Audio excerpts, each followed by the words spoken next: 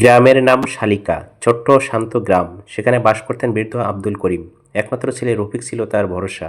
স্ত্রী মারা যাওয়ার পর রফিক শহরে চাকরি করত। অনেকদিন ধরে প্রতি মাসে চিঠি লিখত বাবার কাছে। শহরের নানা গল্প আর খোঁজখবর লিখে পাঠাতো নিয়মিতভাবে। আব্দুল করিম সেই চিঠিগুলো যত্ন করে রেখে দিতেন। সব বারবার সেগুলো পড়তেন। ডাকপিয়ন এলেই তার মুখে পড়তো হাসি। অপেক্ষা শেষ হতো।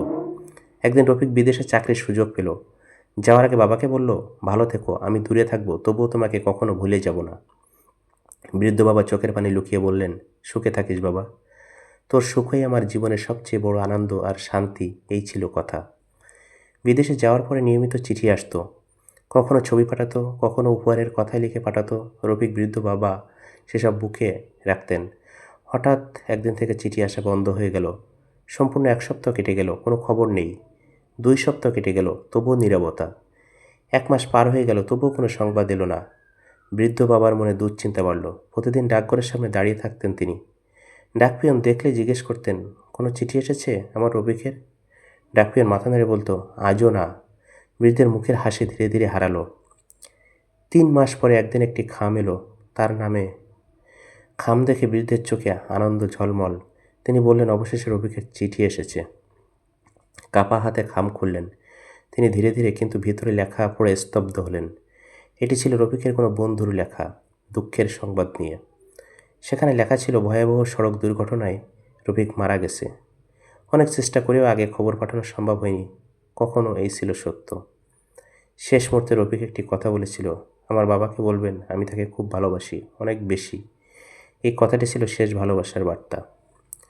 চিঠি পড়ে বৃদ্ধ নিশ্চুপ হয়ে গেলেন। হাত থেকে কাগজ মাটিতে পড়ে গেল। চারপাশের মানুষ ছুটে এলো, কিন্তু তিনি কিছুই বলতে পারলেন না। শুধু আকাশের দিকে তাকিয়ে রইলেন চুপচাপ। চোখ বেয়ে অশ্রু ঝরতে লাগলো নীরবে। সেদিন গ্রামের মানুষ এক বাবার কষ্ট নিজ চোখে দেখল। এরপর প্রতিদিন তিনি বাড়ির সামনে বসতেন, যেন ছেলে ফিরে আসবে কোনো দিন। আবার এক প্রতিবেশী জিজ্ঞেস করলো, এখন অপেক্ষা করেন কেন চাচা? বৃদ্ধ মৃদু হেসে বললেন, জানি সে আর ফিরবে না, তবুও বাবার মন আশা ছাড়তে পারে না কখনোই। আজও অপেক্ষা করেই থাকি। বছর কেটে গেল, শরীর দুর্বল হলো, তবুও ছেলের চিঠি যত্ন করে রাখতেন। মাঝে মাঝে সেগুলো বের করে পড়তেন আর নীরবে কাঁদতেন। এক শীতের রাতে শেষবার চিঠিগুলো বুকে জড়িয়ে ঘুমিয়ে পড়লেন। পরদিন সকালে সবাই দেখল তিনি আর জেগে ওঠেনি কখনো, চলে গেছেন নীরবে। মুখে ছিল শান্ত একটি মধুর হাসি, যেন অপেক্ষার অবসান হয়ে গেছে। অবশেষে গ্রামের মানুষ তাকে দাফন করলো সম্মানের সাথে, ভালোবাসা নিয়ে। পাশে রাখা হলো ছেলের সব চিঠি। সেদিন সবাই বুঝলো প্রিয়জন হারানোর দুঃখ পৃথিবীর সবচেয়ে বড় কষ্ট আর বেদনা, যা কখনো ভোলে না। ভালোবাসা সত্য হলে মৃত্যুতেও শেষ হয় না। কখনো পৃথিবীর স্মৃতি মাঝে মানুষ বেঁচে থাকে চিরকাল। এই হলো জীবনের সবচেয়ে বড় শিক্ষা।